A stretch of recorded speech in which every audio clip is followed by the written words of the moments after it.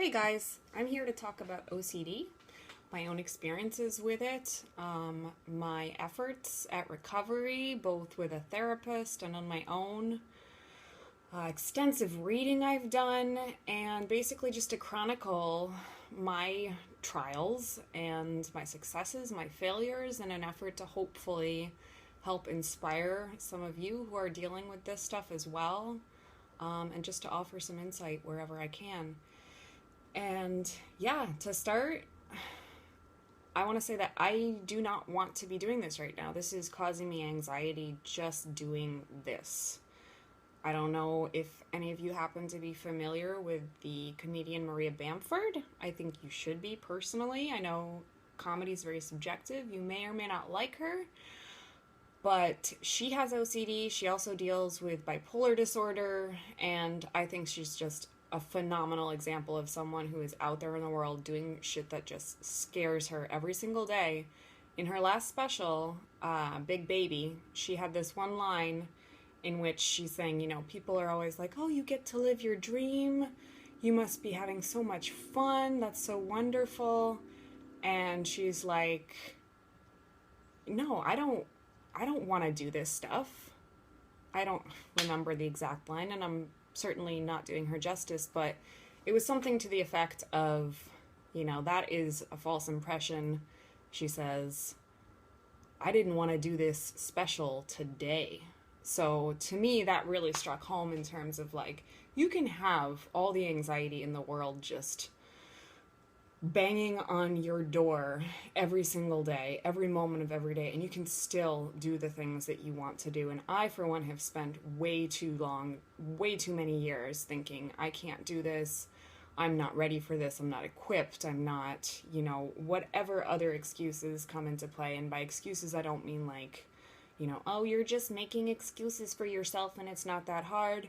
We all know that sort of talk is not helpful. It's one of the worst things to hear from people who do not understand anxiety at all, that, you just need to calm down, you need to relax, just take a nice hot bath, drink some tea.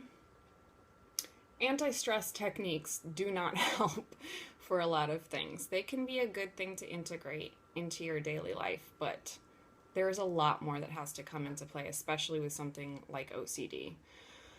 You probably already know this. Anyhow, I'm going to structure these videos just basically according to whatever I want to talk about on any given day. And to start today, I want to point out something which may sound quite familiar to a lot of you, which is that when you do deal with an anxiety disorder, if you happen to have OCD as well, you probably know that there's a lot of war being waged inside your own head pretty constantly.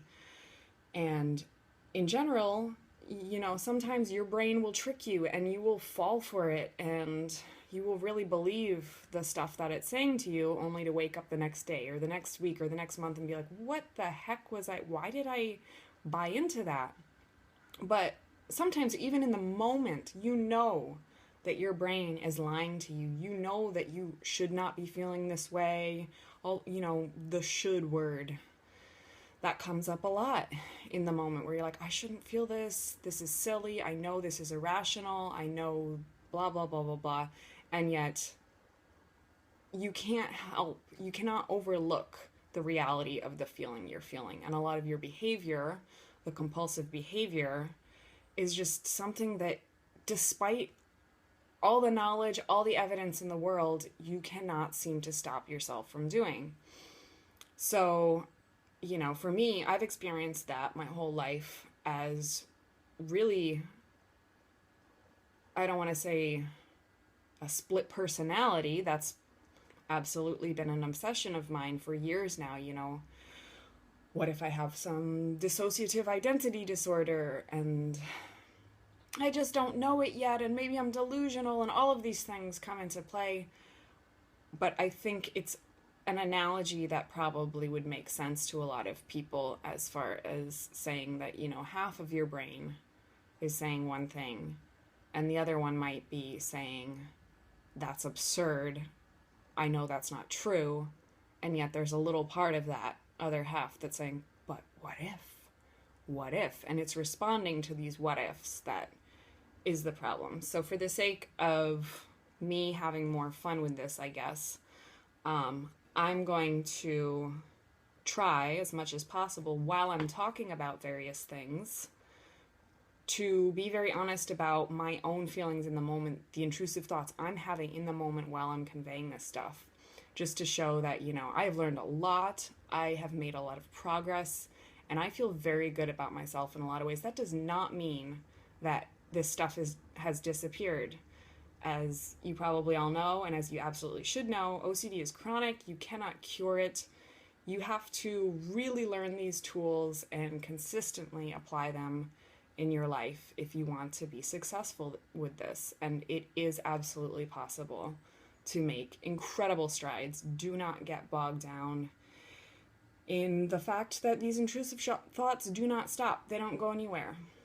That's okay. That's not the problem. It's really just how you respond to them and how you process them. So I've got this little owl buddy here, and he's going to represent my intrusive thoughts as they come up. So he'll pop in every once in a while to give his 2 cents.